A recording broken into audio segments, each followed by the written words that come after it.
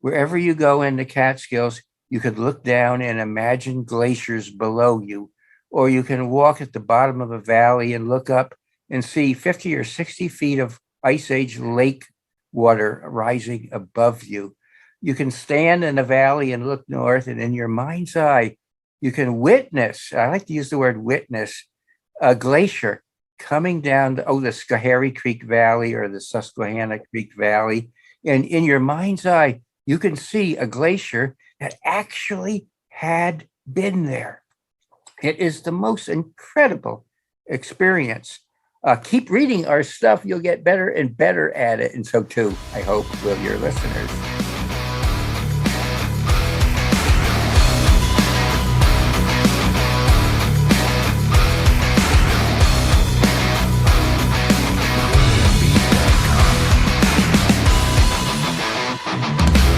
Welcome to Inside the Line, the Catskills. Welcome, everyone, to Inside the Line, the Catskills. This is episode 11, a very special episode with Dr. Titus, with the Catskill geologist. I look up to his stuff all the time. I have his books right here. Say hello, Dr. Titus. Hi, folks. He's actually here with his wife, Johanna. Johanna, you can say hi as well. She has just left the room. Johanna, maybe I can talk her into saying something to your folks, but she's not terribly interested in participating tonight. Hey, that's okay. If she wants to step in at any time, Go right ahead. I'm glad to have Dr. Titus. I've read, I'm pretty sure 3 out of 4 books, mostly about the glaciers and the Catskills. I'm fascinated with glaciers. Apparently, Dr. Titus is, and we're going to talk about the glaciers and the Catskills tonight. It's going to be a great time. You're going to learn a lot because I've learned a lot from his books. So check out all of his books. We'll talk about that later, but we're ready to go. So I'd like to thank sponsor Scenic Route or Route Guiding. If you're ready to hit the trails, make sure you take the Scenic Route. Our guides are here to help you with goals, big or small. Check out the Scenic Route Guiding and gear rentals on Instagram and Facebook for more information. I didn't know if she was serious for this, but she said take 10% off if you mention the podcast. Use the code Mountain Line. Sarah and I are big on Mountain Line. So I'd like to thank monthly subscribers Katrina Weinig, Darren White, and John Comiskey for donating to the show. And we got Magda, I think that's how she says her name, for buying us 2 coffees tonight. So thank you very much, guys. We really appreciate it. Once again, I don't know if I've mentioned this before, but at a certain time when we meet the quota of the year, I'm going to start donating the coffees to other organizations in the Catskills. So that'll be really cool. Maybe New York, New Jersey Trail Conference, whatever. Name some suggestions and I'll do that. Dr. Titus, are you having anything to drink tonight to ease make it softer? I don't need anything at all. Okay, because some of my friends that I've interviewed needed, because they thought this would be a crazy interview, so they needed something to drink. Nope, I'm fine. You and I can just talk. Oh, I'm so excited. I'm so excited. So, have you been on any previous hikes lately? I beg pardon? Have you been on any previous hikes lately to check out some stuff? Oh, about a month ago, I took a hike for the Mountaintop Historical Society. We went out to the Rim Trail overlooking Catskill Clove, and we looked at some landscape that was painted by Hudson River School of Artists, Sanford Robinson Gifford, and absolutely gorgeous paintings that he did there, and of landscapes that were shaped by the glacier that came up Catskill Clove. Once again, we'll be talking about that later, which is awesome. A lot of people think that the glaciers flowed down the mountains, but they actually didn't. So that's, once again, you got to read. Some of them did. You have to read next week's article. We're going to do the glaciers go down. What is that going to be pressed on? That'll be in the Mountain Eagle. I think you're referring to the article that came out in this issue of the Mountain Eagle. And we talked about the glaciers moving up Catskill Clove. And next week, we're going to talk about glaciers moving down North Point. Excellent. So cool. See, this is why check out his books. You will learn so much from his stuff. I have learned so much stuff, and we're going to talk about some of that stuff about the geology and glacial activity in the Catskills tonight. And I'm so excited. I'm a big glacier fan. So in Catskill news, portion of the Devil's Path at Devil's Tombstone Campground received a makeover this month thanks to the team at Tajas Trails. The crew fulfilled the DEC's vision. The staircase used to be a wood staircase and is now a stone staircase, which is absolutely a phenomenal job. It was once a hazard. I don't know how long you've been up there, Dr. Titus, but it was once a rough way to get up the start of the trail. Yeah, it's been a long time since I've taken that trail. I'll have to take you up there because there's actually been some recent activity with landslides up there, little tiny ones. Right. They did such a good job at Catskill Falls. I'll be looking forward to seeing what they did there. Exactly. They've done some amazing job around the Catskills, and I'm also looking forward to it. Also, the John Robb lean-to graffiti guy was caught, which is good. He will be going to trial or going to court in a little bit. I know that a lot of people were wondering about that, and he tried to make it better by driving up one of the ski trails on Hunter Mountain, and he got caught by the Rangers, which I have no clue why he would do that, but whatever for the Instagram, correct? Right. So usually on Inside the Lines, we go into some Catskill history, but not tonight. Tonight is all about Catskill history. Definitely the geology in the Catskills is a huge thing. It explains, once again, Dr. Titus's books explains a lot in the Catskills, and it gets you involved even more in the Catskills. It's gotten me hooked on the glacial activity, and I love glacial activity. I don't know if a lot of people have been around the world and been to places with glaciers. I've been to up in Western Canada where they still have some glaciers, and I'm fascinated by them. Johanna and I, each of us, have never seen a glacier. Really? Yes. Oh, it's got to be on our list. We've written 2 books about the Ice Age in our region, but neither of us have ever seen a glacier. Well, then excellent. So I would suggest going up to Western Canada and going to the Antablasca Glacier, and you can actually touch it. Yeah. I went up there, and we didn't get to touch it, but we also followed precautions. It said don't go beyond this point unless you are like skilled or something, but we had our microspikes, we had our crampons, so we could have went up to it, but we just didn't decide to. But my wife and I have plans to go up more into the Canadian Rockies and actually stay in the huts that are probably around 300 feet away from the glaciers, which is fantastic. I'm glad you did that. Yeah. So once again, let's get to the topic of the night. Dr. Titus and glaciers in the Catskills. So welcome, Dr. Titus. How are you doing tonight? I'm just fine. Looking forward to this. So am I, and hopefully so are we. Once again, I'm fascinated with glaciers. I'm fascinated with the geology in the Catskills. So hopefully I'll explain some stuff tonight. And once again, check out his books. He's got 4 books: Hudson Valley Ice Age, Catskills Geological Guide, and the Catskills in the Ice Age. There's another one. What's the other one? The other one is an anthology of articles that were printed. It's called The Other Side of Time. And I should caution your readers, most of our books are in the 2nd, 3rd, even 4th editions. So they should make sure they are getting the latest edition of each of those books. Correct. I still have to get the 3rd edition of the Catskills in the Ice Age. Yes. I got to get that. But once again, Dr. Titus, so tell us about your background, education, where you've lived and places visited. Well, Stash, since I was about 5 years old, I've been fascinated by geology, more paleontology than anything else. I pursued a degree at Rutgers University in geology, and then went on to Boston University for a master's and PhD. I spent 44 years teaching at the college level. And 3 years ago, both my wife and I retired. My wife was a professor at Dutchess Community College. She's a biologist by training. We live in Greenville, and from the front porch of our house, we can look up and see Wyndham High Peak. So we're Catskill people. Excellent. How long have you lived in the Catskills?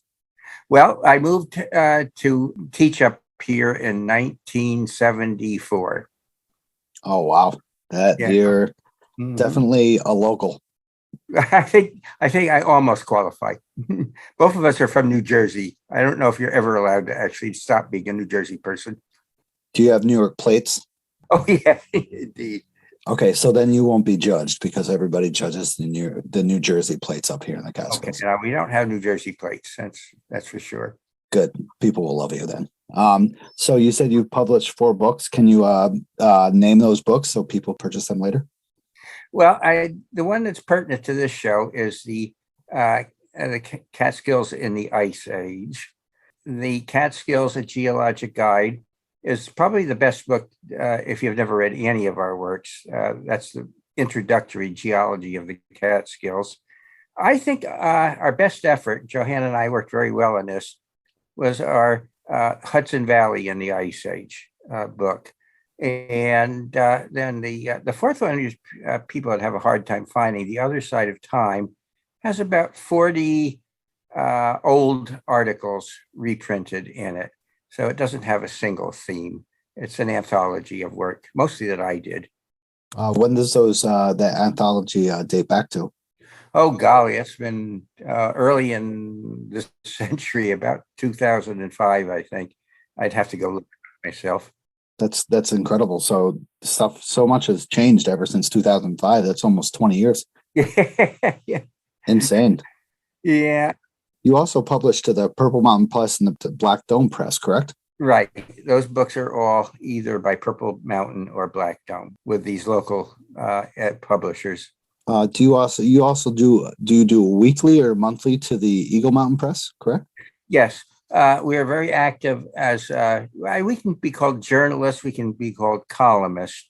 The centerpiece is every single week we publish a column in the Mountain Eagle newspaper, which is distributed throughout the central Catskills. We continue to write columns for Catskill Life magazine, which is no longer published as a hard copy, but as a online magazine, and we're in every issue of that. We we're frequently in a magazine called Upstate Life magazine, which is published by the Oneonta Daily Star. Every once in a while, across the river, we publish in a newspaper called the Columbia Paper. And we're very proud to be associated, and we've been in most issues of Tri-County Historical Views, which is a scholarly magazine about the history of the Catskill region. So we're quite busy. We have written over 1,000 articles, written and published over 1,000 articles. Oh my God, that's amazing. I didn't know that. Especially if you hated writing papers when you were in school. Yeah, correct. So like you said you published to the Daily Star, or they that's my local town. The Oneonta Daily Star has a magazine version that comes out 5 or 6 times a year called Upstate Life. They give it away free wherever they sell the Daily Star. And we've been in that for over the last 3 years, I think, something like that, 3 or 4 years. Oh wow, I'll have to check that out. I've never heard of that. I've lived in Oneonta almost all my life. Oh, you missed us. Oh, Yeah, a lot of good articles you've missed. correct. Especially about the West End. What valley did you talk about that it was a glacial moraine? The West Oneonta is actually a glacial, an ice age delta. Water flowed out of the hills into a lake, which covered Oneonta was entirely covered by a lake, which would remind you of Lake Otsego up at Cooperstown. And the water flowing into that lake carried sediment, deposited a delta. And there's actually 3 deltas. One delta, which makes up West Oneonta, and 2 combined deltas, which make up Center City Oneonta. The next time you're driving through Oneonta, notice how flat Center City is. You're driving on the top of an ice age delta. Oh wow. The funny thing is I live right over by the side of all the car dealerships. Uh-huh. And I've always wondered that one drop off that leads over to the side of where like all the industries are. Yes, I think that's the edge of a delta. The front of a delta is very steep. Time you're there, notice that the top is flat and then you drop down a steep slope. That's the front of the delta. It's a wonderful thing. Everywhere you go in the Catskills, if you know your Ice Age geology, you can identify features. You can see that the Ice Age sculpted the landscape where we all live. I like to say I can never go anywhere in the Catskills without looking in one direction or another and pointing to an Ice Age feature, and an important one. Exactly. Oh my God, that's the way I think at all times. You should ask my wife when we hike how many times I look at a rock, a big, huge glacial erratic. That's right. And I say, look at that glacial erratic. And she's just staring at me. And don't you feel smart being able to say that? Exactly. And then, she's just like looking at me like, what are you talking about? I'm like, you don't understand. So, what brought you to the Catskills for your studies? Well, I came here in 1974 and began teaching at Hartwick College. And it was only natural for me to become interested in the regional geology. Actually, at that time, I was doing serious scientific research up in something called the Black River Valley, up towards Watertown. And so it wasn't until 1991 or 1990 when Catskill Life magazine came out for the first time. And I started reading the issues as they came out. And it occurred to me, maybe they would enjoy having an article about the geology of the Catskills. And so I approached them and I sent them in I wrote 4 short articles as samples of the work that I could do and I was interested in doing. I rather expected that I would get a postcard back from them saying thanks, but no thanks. But instead, I got a phone call and an invitation to have lunch with them. I have since found that when they invite you to lunch, that's a very good sign. Excellent. And so then I started writing quarterly articles in Catskill Life magazine about the geology and especially the Ice Age geology of the Catskill Mountains. What drew me to the Ice Age, and I had never any training in the Ice Age, it was the imagery that the Ice Age conjures up. Wherever you go in the Catskills, you could look down and imagine glaciers below you, or you can walk at the bottom of a valley and look up and see 50 or 60 feet of Ice Age lake water rising above you. You can stand in a valley and look north, and in your mind's eye, you can witness, I like to use the word witness, a glacier coming down the Schoharie Creek Valley or the Susquehanna Creek Valley. And in your mind's eye, you can see a glacier that actually had been there. It is the most incredible experience. Keep reading our stuff. You'll get better and better at it. And so too, I hope, will your listeners. I agree. His books are undescribable with his views and images of where the glaciers were and what they did. I love reading your stuff. Once again, just imagine for the listeners right now, imagine standing once again at the top of Westkill Mountain and seeing that big cirque. Mm-hmm. The glacier flowed down that cirque, correct? That is a downhill flowing glacier right there. But if you look in the distance, there's a beautiful ledge at the top of the trail at Westkill Mountain. I bet a lot of your listeners have been up there.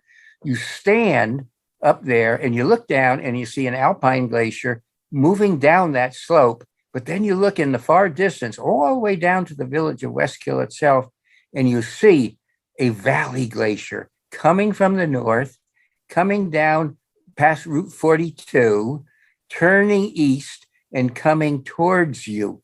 So you get to, in your mind's eye, stand upon an alpine glacier that's going downhill and gazing out in the distance 5 miles away and seeing a valley glacier coming towards you.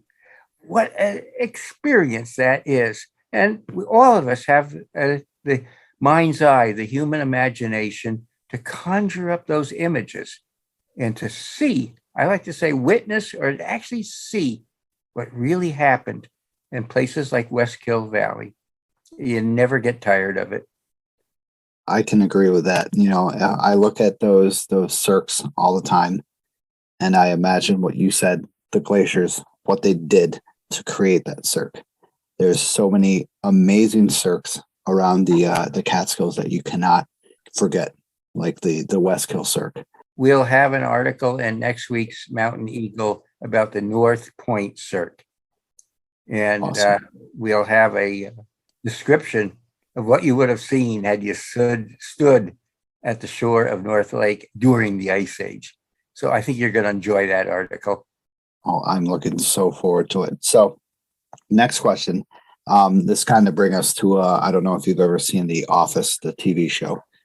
This is a quote from that. Explain to us, as if I was five, the glacial action in the Catskills. Where did it come from? How did it do things to that? A lot of us that are looked into this know that the Catskill Mountains weren't actually mountains. They're a plateau that it's dissected.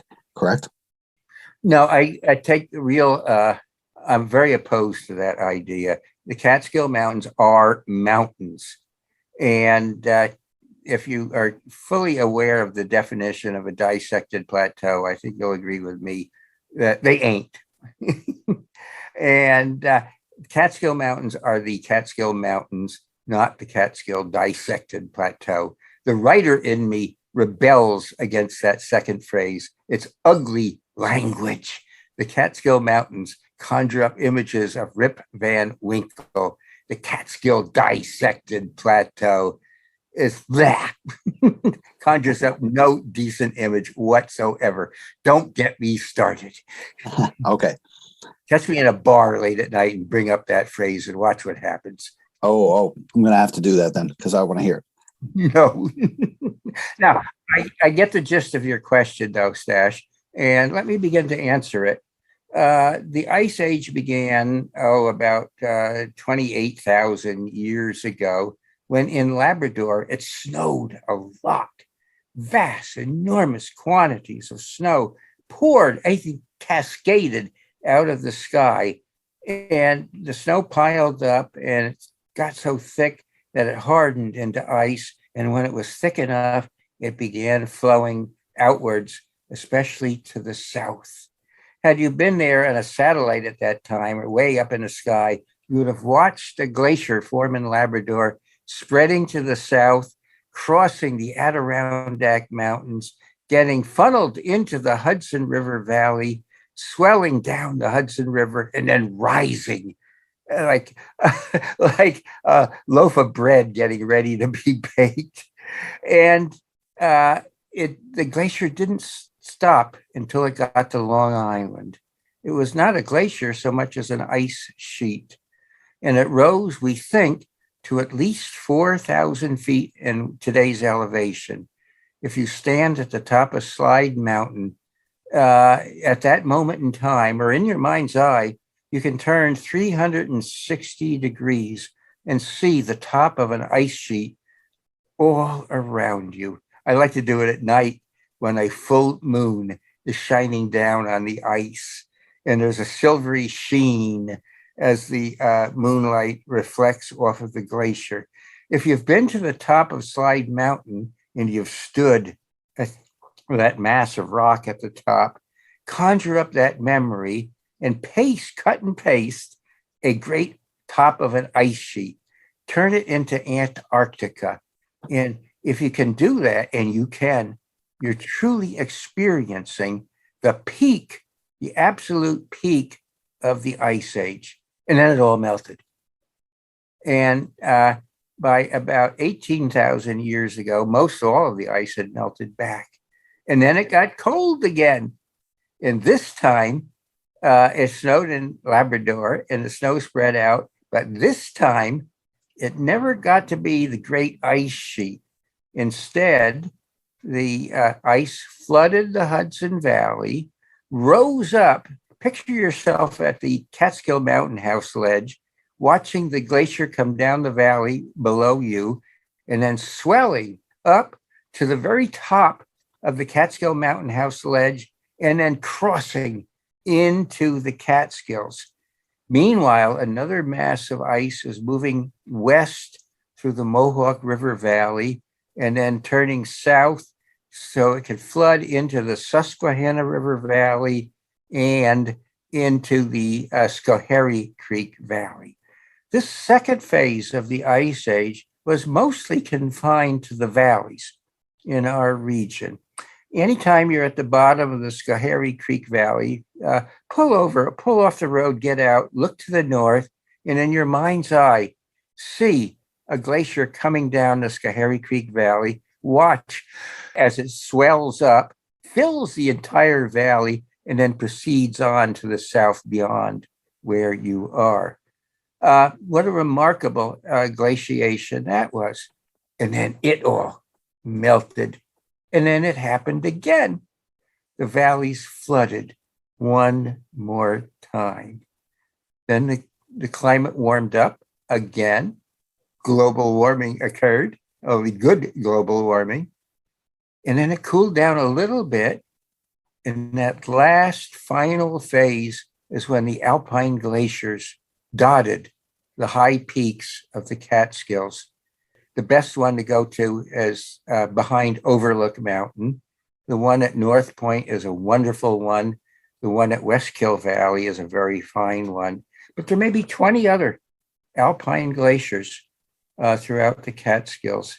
If you know what to look at, you're looking at those bowls where the alpine glacier formed. And the term that you use, and it's the right term, is cirque.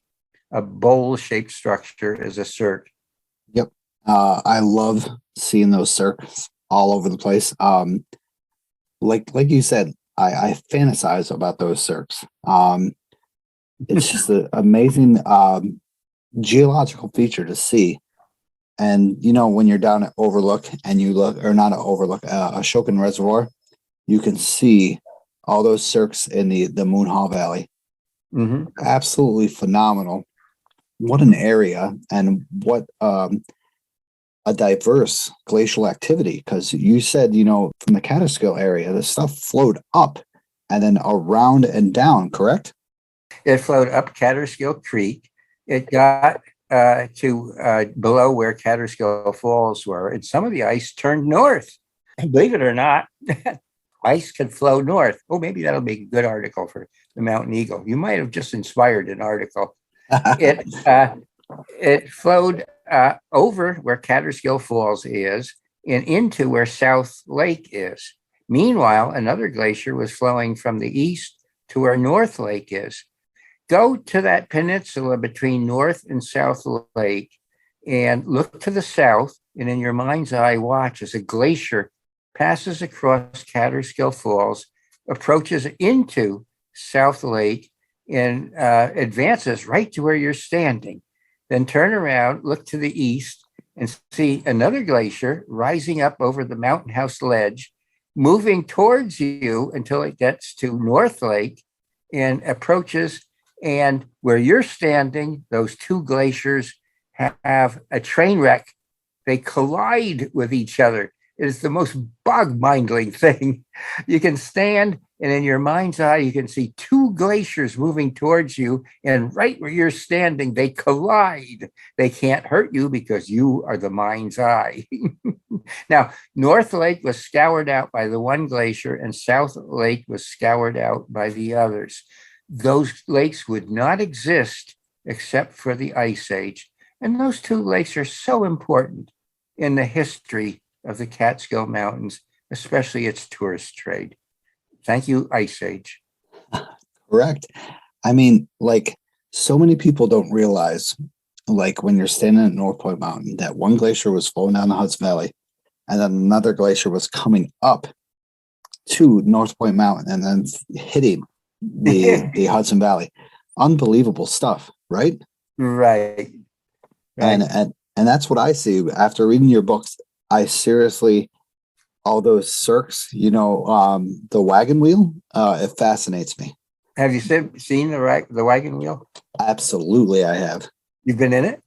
I have not been in it. Yeah, it's no trespassing. I've seen it from Tysteniak. Is that how you say it? Oh, you have. Yes, you can do that. Yeah. unbelievable, fascinating. Once again, Yeah. his books explain this. The Wagon Wheel, buy his books. We're not going to talk about that tonight.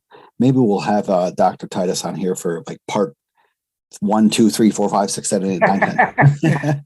Let's hold it down there. I'll be happy to come back, though. Definitely.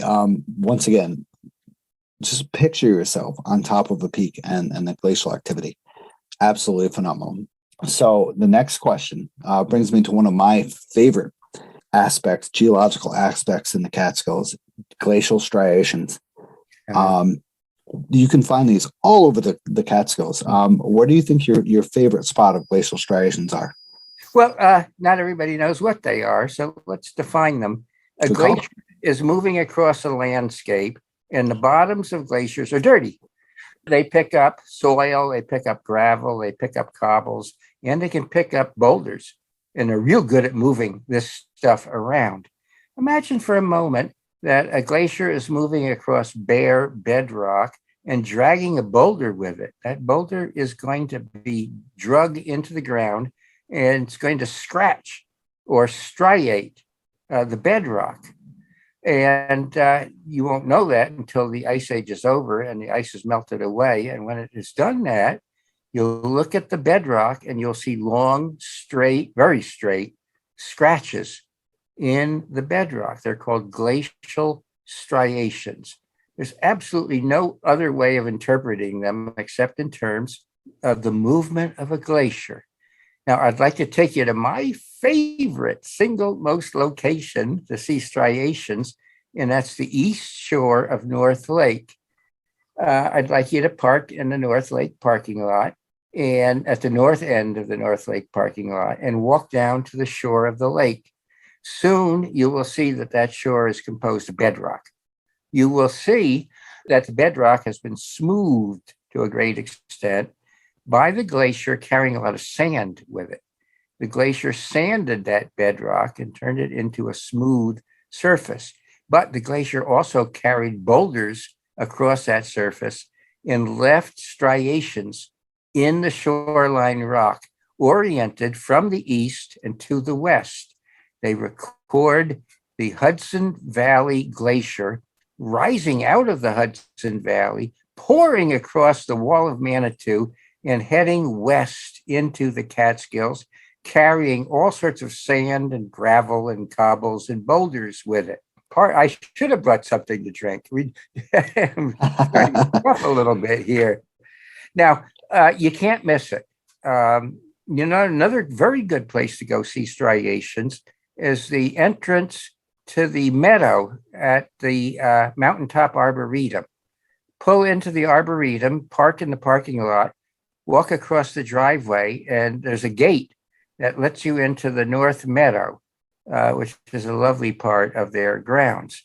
That gate towers over exposed bedrock, and that exposed bedrock, just like I described at North Lake, was polished by the sand at the bottom of a moving glacier and then striated by the cobbles and boulders that were carried by that same glacier.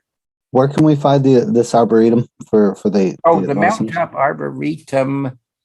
You go up Route 23 through Catskill Clove, and then you keep going until you get, I guess it's Tannersville. Yep. And you watch for the sign that says Arboretum, and you turn right, and you drive into Onteora Park. The Catskill Arboretum is part of Onteora Park. It's open to the public. And if you just find your way to Onteora Park, you will have almost no trouble at all stumbling across the Arboretum. It's a nice place. They've got a large number of trees, there's species there. It's a public effort. The people of Onteora Park have created the Arboretum. Definitely worth the effort. Excellent. So yeah, go ahead. You can see exposed bedrock that shows the glacial striations. And the critical thing is to train your mind, you train your eye. There was a time when you had never seen a striation. There was a time when I had never seen a striation. But once you've seen your first striations, you'll never forget them. You can't miss them. And just as you said, Stash, You see them all across the Catskills, everywhere you go. What we like to bring with us always is a compass. And when we're working an area and it's important, we always take the compass measure of the striation and we put an arrow on our map. And when you got a couple dozen arrows, you've got a record of the Ice Age history of a vicinity. At North Lake, we have found several score, probably 50 or 60 striations. We have 50 or 60 arrows on our map, and we have a beautiful record of how the glaciers invaded North Lake Campground. And of course, there's lots of glacial erratics there as well. Once again, everybody, when you're standing at a viewpoint or at a spot where it's a flat rock, take a look below you. Mm-hmm. You can see drag marks. Some of them are straight. Some of them are very unique and curvy. I know there's some curvy ones are Vroman's nose, correct? I'm not sure I could take you to a curved one. I think I know what you mean. There's a thing called chatter marks. Oh, I know what you mean. Yeah, chatter marks. Very interesting.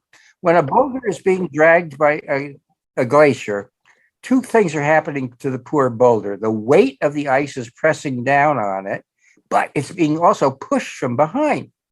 Well, the weight holds the boulder in place until the push from behind gets so great that it leaps forward and smacks into the bedrock when it comes to the end of that leap.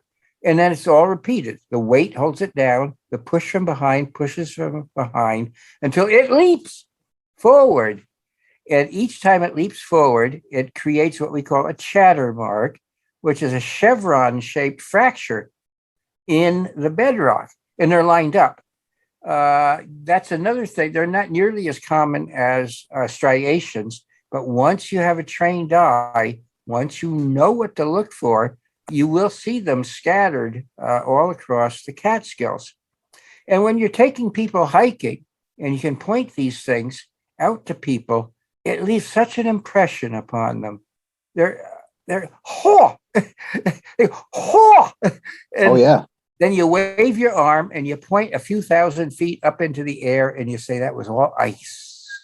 Exactly. Once you see, everybody thinks that those marks were made by humans, when you're in fact looking at a glacier pushing a rock across that. Right. And it's like I've shown my wife that, I've shown my friends that. I'm just like, look at this right here. What do you think of this? And they're just like, oh yeah, that's some idiot back in the early days, the 1900s, made just a carving. I'm like, no, that was created by a rock 14,000 years ago. Yep. And it's fascinating. And once again, check it out. Once again, you're standing at a viewpoint with a flat rock. Look below you. Check out the glacial striations. Absolutely phenomenal stuff. And they've been there all of your life, and you never looked for them, and so you never saw them. Exactly. And you live in a place like I do, you never see them until you get to a place like the Catskills. Mm-hmm. So once again, will lead into my next question, glacial erratics. I am fascinated by glacial erratics, especially when I'm bushwhacking. I have found glacial erratics that are the size of like a boat, maybe even bigger. Yeah. What can you say about, you've already almost explained that. Glaciers push the big rocks. A big rock will get caught by the glacier and pushed up. Can you explain anything else by glacial erratics, make it easier? Oh, there's lots of things. The most important thing I always try to say to people is that whenever you see a boulder in the Catskills, it is almost certainly a glacial erratic. It almost certainly was brought to where you see it by the movement of the ice. It can be as big as a 2-car garage and heavy, but it was brought there by the glacier. Glaciers are good at moving things around. The key thing, and I wonder if you've ever seen it, most of the erratics in the Catskills are composed of Catskill bluestone, just regular Catskill sandstone. They weren't carried very far. They might have been carried a city block, a mile, or maybe 5 miles, but not very far. If you have a trained eye, however, you can see some erratics which are composed of a rock called a gneiss. which is a metamorphic rock. And there's no such thing native to the Catskills. This kind of rock, the nearest place you can get this kind of rock would be the Green Mountains of New England or the Adirondacks. And so when you find a rock in the Catskills that came from the Green Mountains or came from the Adirondacks, the only way it could have gotten to be where it is was carried by the glacier, which passed across those mountains and continued into the Catskills. And then when it melted, it left that rock behind. So you need to learn how to identify a metamorphic rock. And once you've learned how to identify that kind of rock, you won't see them every day, but you might see them every other day when you're hiking in the Catskills. And you kneel down and you put your finger on it and you turn to the people you were with and you say, "This came from the Green Mountains." And they go, "Haw!" And they don't know if they want to believe you or not, but they can't come up with any other explanation. The rock is truly erratic. It came from somewhere far away. Exactly. I've seen some, once again, if you've hiked all the 3,500 peaks, one of the best glacial erratics that you'll never forget, top of Pika Moose Mountain, right? Correct? Pika Moose. I don't know if I've ever been to the top. I am not a member of the 35ers. Oh, wow. There is, I forgot. I don't know if it has a special name, but there is a boulder just sitting right on the top of Pika Moose Mountain. Mm-hmm. Shaped kind of like almost like an hourglass. No, I haven't seen that one. There's no way it could have been brought there, by the cascading waters or stuff like that. It was brought there by a glacier. Here's the one that everybody who's listening has been to, and that's Sunset Rock, north of North Lake. And that's that place you hike up the Blue Trail, you turn onto the Yellow Trail, and you get to the bottom of the Yellow Trail, and there is a thing that's just painted right on it. It says Sunset Rock. And from Sunset Rock, you have that fabulous view of where the Mountain House Hotel had once been. And you can see both North and South Lake and a little bit of Catskill Cove. That is an absolutely wonderful glacial erratic, and it's probably the best known. The other one is Boulder Rock. Take the Blue Trail immediately south from the Mountain House Hotel site, veer off on the Yellow Trail, following the sign that says Boulder Rock this way. And Boulder Rock is perhaps one of the most picturesque erratics that you'll find almost anywhere. And Stash, the next time you're there, I want you to walk about 50 yards south of Boulder Rock and look for the glacial striations, look for the polish to the bedrock, and that is an absolutely wonderful surface. And here's another thing I wonder if you've ever seen. Have you ever seen pebbles and cobbles in the sandstone that have been beveled off by the passage of the ice? Are you talking about the stuff on Slide Mountain and Sugarloaf? Well, the best place to see it is just south of Boulder Rock. Another good place to see it is the Yellow Trail heading towards Sunset Rock. I want you to walk along these trails looking down at the bare sandstone until you see the cross section of a cobble buried in the sand. And the glacier, when it passed across it, sheared right into that cobble and cut off the top of it. Now, there's a lot of them south of Boulder Rock, and there are a fair number of them on the Yellow Trail on your way to Sunset Rock. I've actually found them at the very top of Catskill Falls, which speaks to me of the ice that came up Catskill Cove, turned to the north, and passed across the top of Catskill Falls.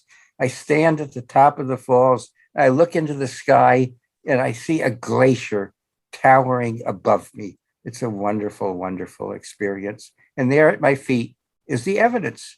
Also, I'm pretty sure once you walk below Sunset Rock, you can see that the sandstone and the what is it called again? the granite, right? Correct? Oh, the Twilight Park conglomerate, pudding stone. Yes, the conglomerate. Yes, you can.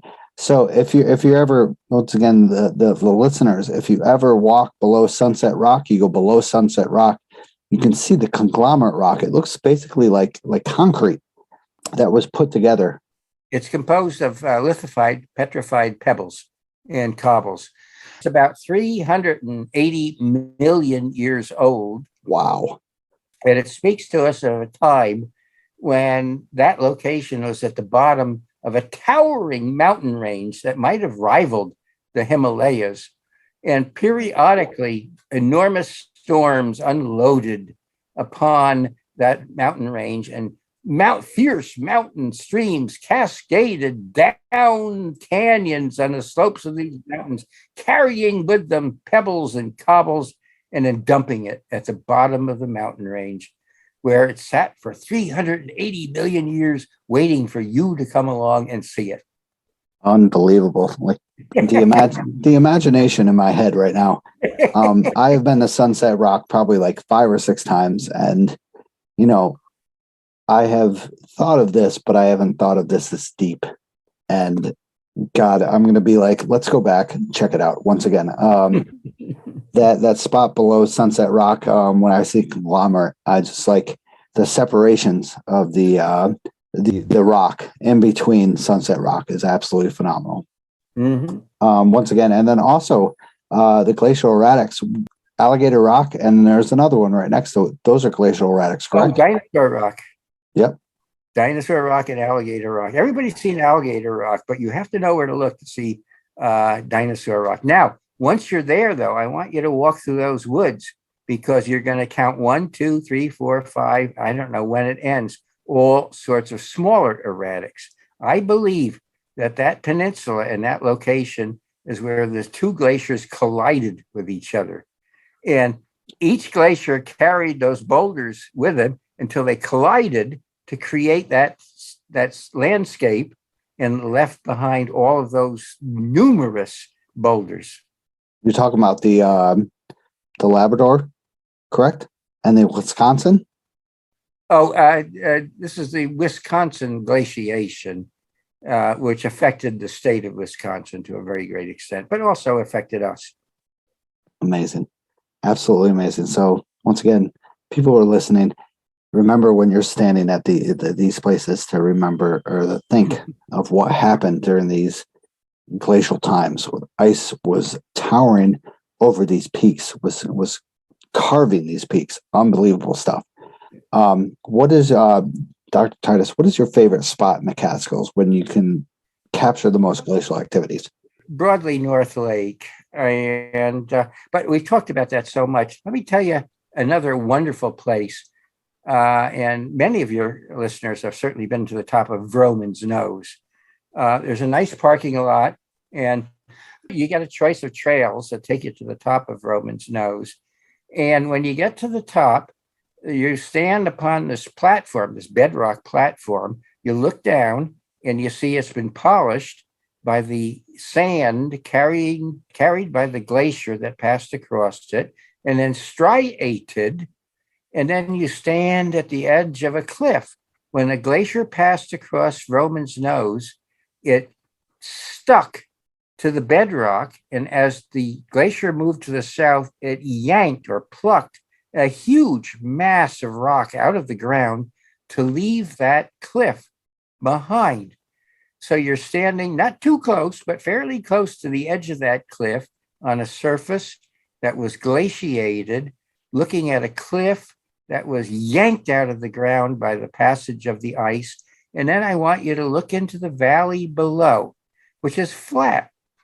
If you're there and they've been plowing the field, and you have a binoculars with you, you can look down and see that the soil down there has no cobbles or boulders in it. It's simply silt and clay. It is the sediments at the bottom of a lake, Glacial Lake Schoharie. Now, you're standing on the edge of that cliff. I want you to look down about 20 feet, and that's the level of the lake waters. At the time, it was a lake. The lake must have been about 600 feet deep. It extends from almost the top of the nose to the bottom of the valley. I want you to back up a step or two and look left and right, up the valley, down the valley. And in your mind's eye, I want you to fill that valley with ice water and look at the glacial lake that was once there. It is, it is such a wonderful experience. I wrote an article about that for Catskill Life, and I got more letters from readers than any other article that we've ever written, because people had no idea. They didn't know that in standing at the edge of that cliff, they were looking at a 600-foot deep lake. Exactly. And, I've been to Broman's several times, and, they used to call that place a dance floor, correct? That's right. That's right. Is it where Indians used to perform rituals and stuff like that? I'm completely unaware of anything of that sort. Okay. I can't say yes or no. Okay. I remember reading somewhere that Indians used to perform rituals there, but this place is a flat area. You can see graceful striations. You can see carvings from people back in the days. You can see many things. Once again, Dr. Titus describes it amazingly gratefully, that you can see a massive lake that used to sit there. Where did it extend from? The Mohawk Valley all the way down to the Catskill, correct? Or all the way to Lexington, I think, actually. Yeah, right through Prattsville. The flat valley floor just east of Prattsville is the bottom of that lake. Wow. Unbelievable. It gets better. Probably all of your listeners have been through Grand Gorge. And I want you to think about Grand Gorge. It's at Route 30, climbs up the hill, passes through the gorge and on to Roxbury. When you get over the top and back down almost to Roxbury, stop, get out, look back at the gorge, and in your mind's eye, see vast quantities of water pouring through that gorge, draining the lake that you and I have just been talking about. The lake that filled all of the Schoharie Creek Valley, at least all the way up to Vroman's Nose, and then later all the way up to what's at Dellinson, I think.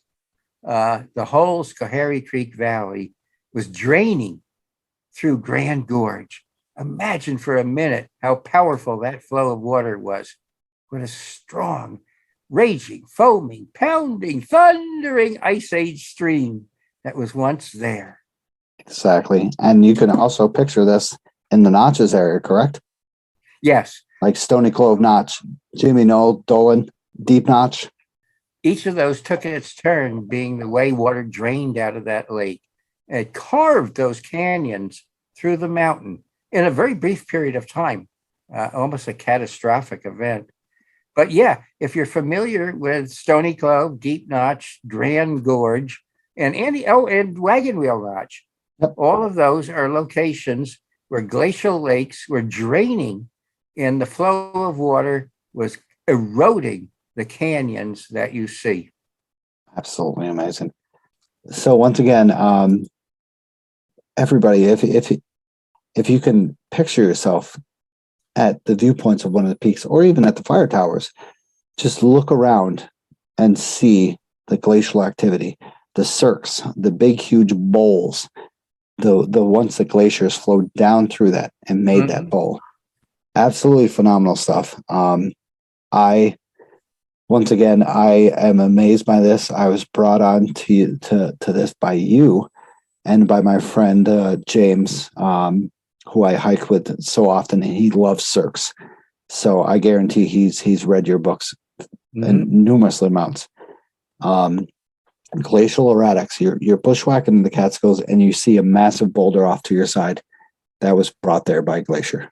Yep, certainly. Yes. I have seen so many of those. I love to bushwhack, and I spotted one. I don't know if I've ever sent this to you, Dr. Titus. There was one off of the side of between Friday Mountain and Cornell that I saw that is the size of at least 3 houses. I'll have to send it to you. Could be. Amazing stuff. I've never once been fascinated by glacial activities.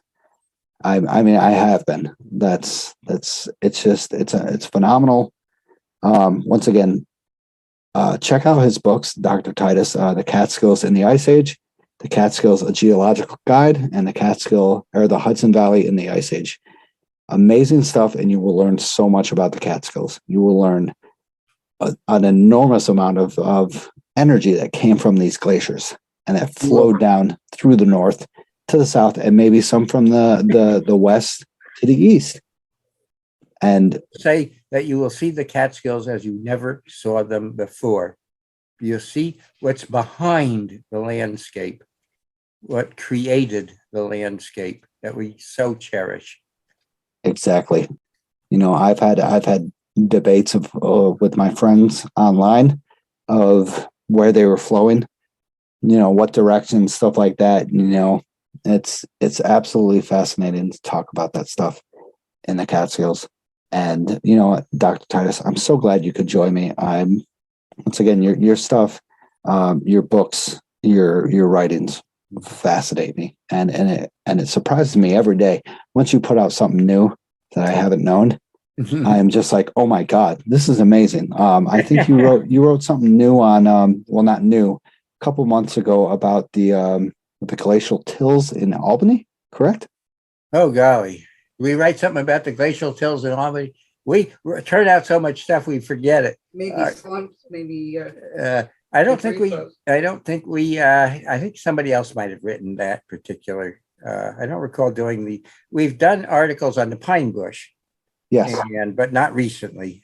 So now you got to let me get a plug in here for my Facebook page, our Facebook page.